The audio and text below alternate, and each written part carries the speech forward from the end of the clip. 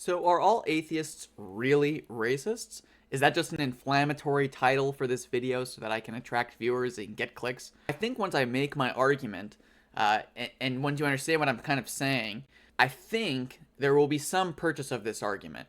Even if it doesn't have total purchase for you, even if you're not totally persuaded, I think you'll notice a key difference between the way that atheists argue for morality from the way that theists, and especially Christians, argue for morality, and how we argue about what even is morality. How do we come to moral knowledge? How do we begin to make moral truth claims?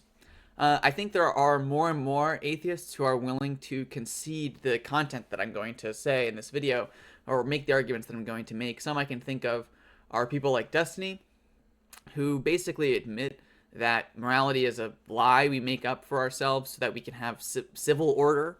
But I think there are also another contingent of atheists who will try to make moral claims. And I think they've probably heard the arguments that other theists will make, that it's a presuppositionalist argument for morality in the atheist worldview. There's no proof, we need God, whatever. I imagine they've heard that already. So what I'm going to do in this video is I'm going to take for face value the different arguments for morality I've found in Christianity and the argument that I found in atheism, and compare the two and see if even in the atheist worldview this their own vision really holds up and really delivers on the moral values that we all kind of subtly understand are true about morality. Okay. So I made a video at the way beginning of my channel, before I had any ability to really do these very well, about animal morality. I know there are some atheists who will talk about why we should be vegetarians. And what they'll basically say is, for a long time, Christians have made an arbitrary line in the moral world between animals and humans. And really, the thing that makes humans special in that worldview is intelligence. You can see Destiny making this argument, and you can see Cosmic Skeptic making this argument. Basically, the thing that we are looking for in other people to respect them is intelligence, or I think some more accurate atheists will talk about the potential for intelligence. This distinction comes up a lot of times in pro-life versus pro-choice debates, right? When does the human life begin? When does it have value? Oftentimes they'll say, oh, not until it's intelligent, or not until it gets to this point.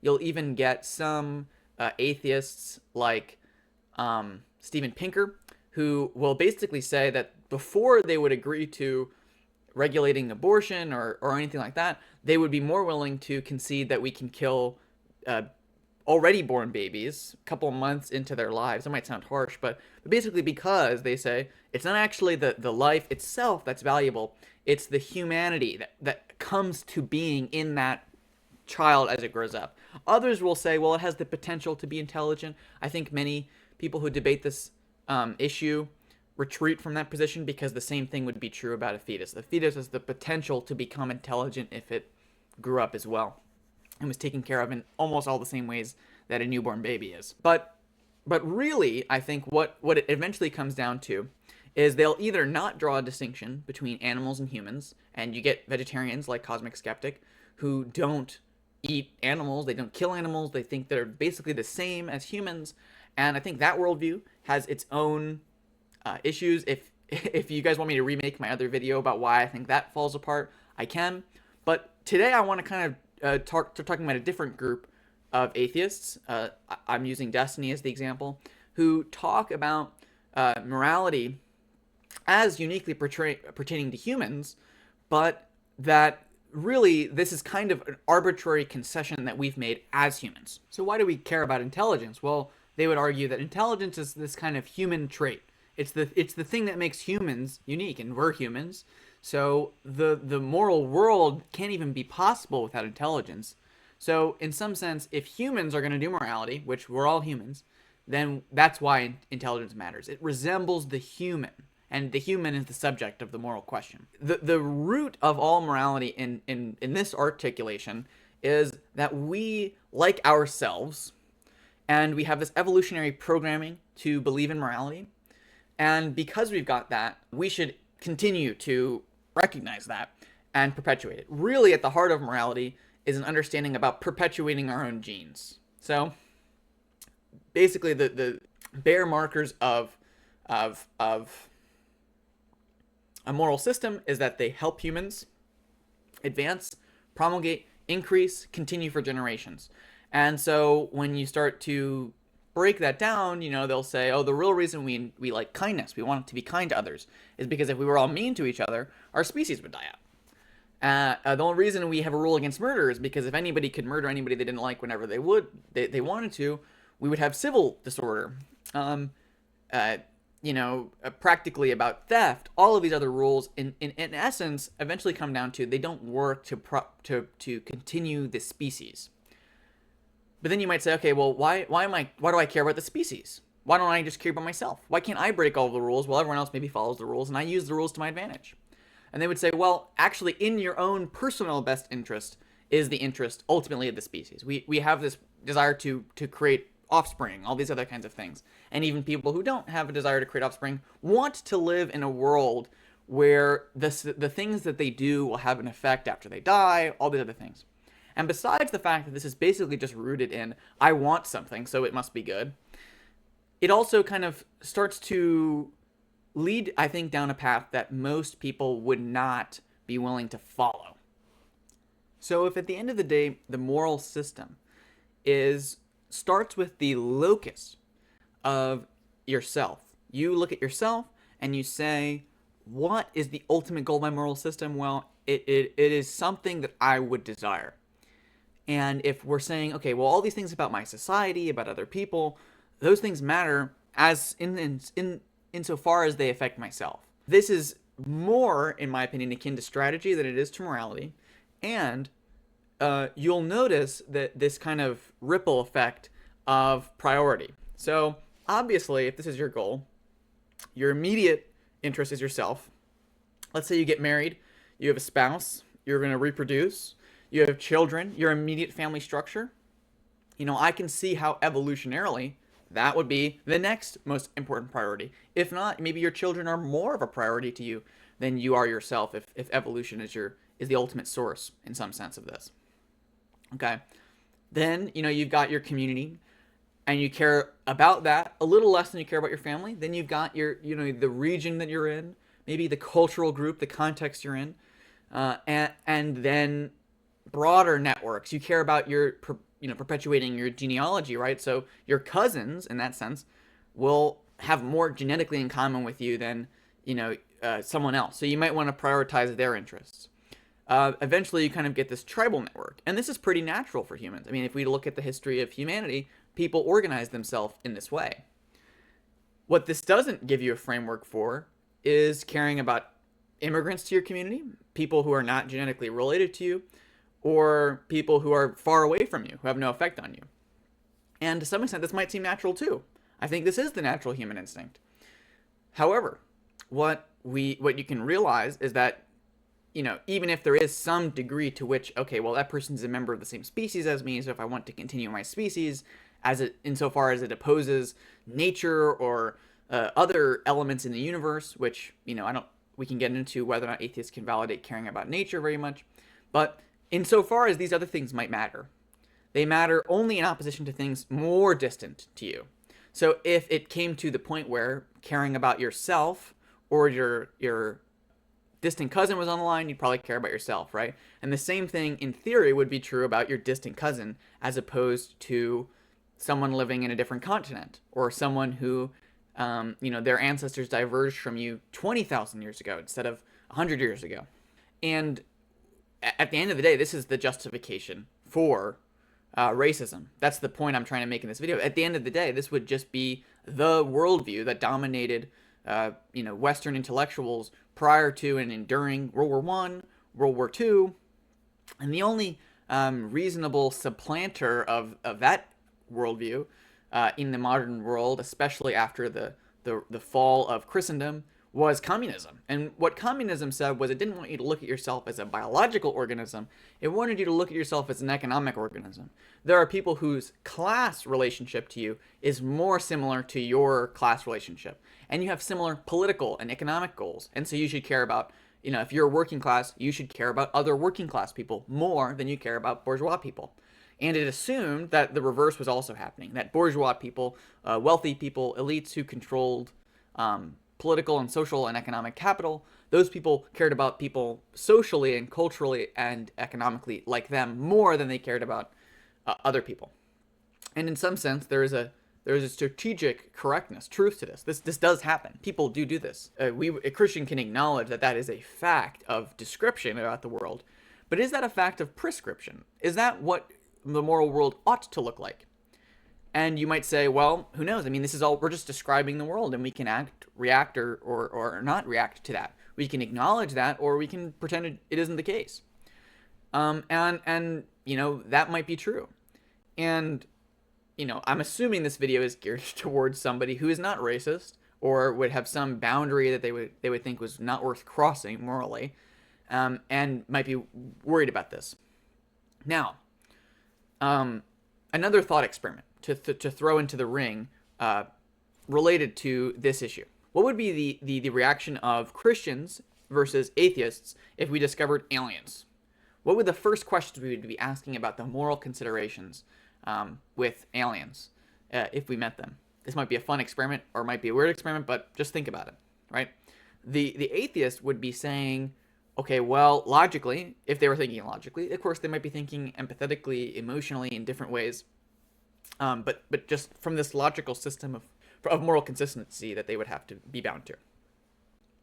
The atheist might be saying, okay, to what extent does the flourishing of these aliens benefit humanity and me? And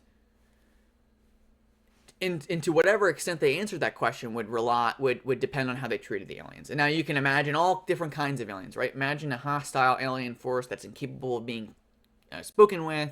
They just consume everything in their path. They're like a swarm of bees, basically, that consumes everything. The atheist would have to look at that and say, that's counter to the interests of me. Or, it doesn't seem to have intelligence or something like that. And that would be their metric for dealing with these aliens. Versus if they found aliens that were more like humans and could be dealt with like humans, they might treat them well. Imagine if the goal, again, is about perpetuating our benefits. Imagine we meet an alien species that could be very easily subdued. Maybe imagine it grew up on a planet without very many predators.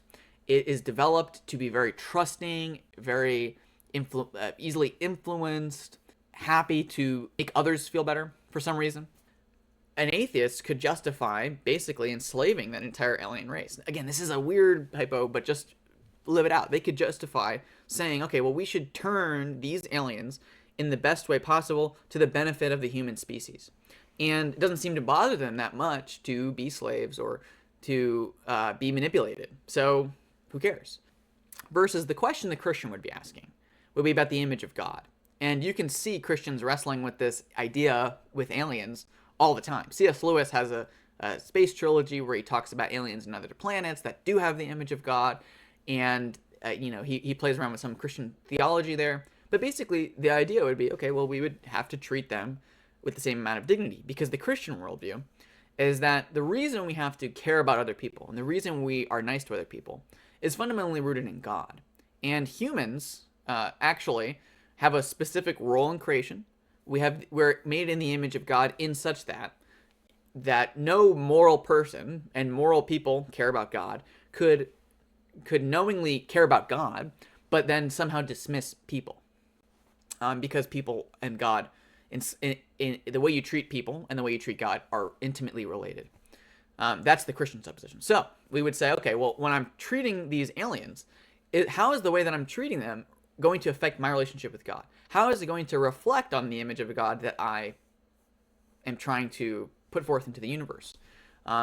Did this alien species, in some sense, have the image of God themselves? These would be the questions we would be asking. We'd have to think about these issues and what does it really mean? But the moral standard would be a standard of behavior. It would be a standard of relationship. It wouldn't be a standard centered around personal benefit. Now, you can say that there have been, historically, Christians haven't been always consistent about this. But really what you're saying is people who call themselves Christians haven't been consistent about this idea before. It's pretty obvious that if you read the Bible, there is a condemnation of people who claim to be followers of God that aren't. The idea here is we're comparing the moral system as properly practiced to another moral system, and the contention is that there is such a thing as a bad Christian who doesn't follow the moral precepts of Christianity. We can talk about whether or not there's such a thing as a bad atheist, even. Like, right, wouldn't an atheist just be bound to whatever they thought, in some sense? But even if you did try to conceive of a moral system as an atheist, would the moral, quote-unquote, atheist actually have a moral worldview, or would it result in treating other beings without dignity and without respect? I think what happens a lot of times in these conversations is Christians and atheists will get to a stumbling block. They'll get to some issue where the atheist thinks some moral thing is obvious, and the Christian thinks some other contrary moral thing is obvious. And when we get down to it, we really can't bridge this gap because the moral worldviews don't line up, if that makes sense. You can't map them onto each other. They're completely different languages. They're completely different landscapes. They're completely different ways of coming to ideas. So in some sense, the only way to bridge that gap is to say, what is your moral framework? How can we compare them? Which of our moral frameworks are superior?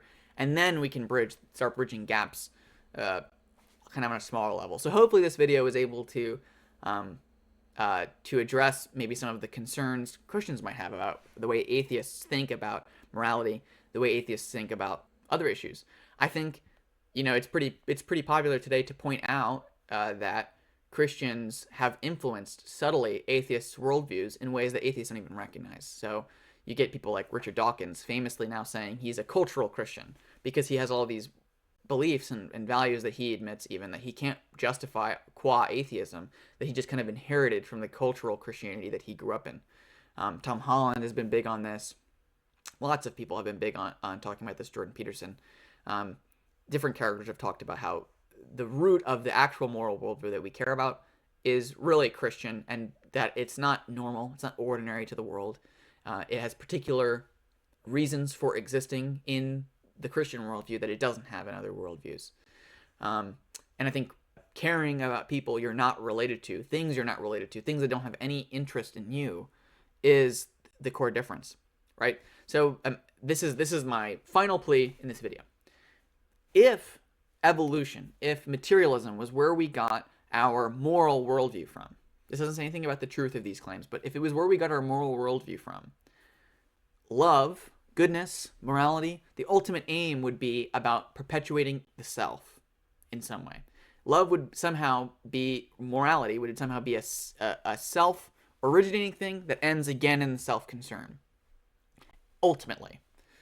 Versus in the Christian worldview, love is the root of goodness. And we would say that the source of morality is looking outside yourself to God, and loving God and humbly submitting to God.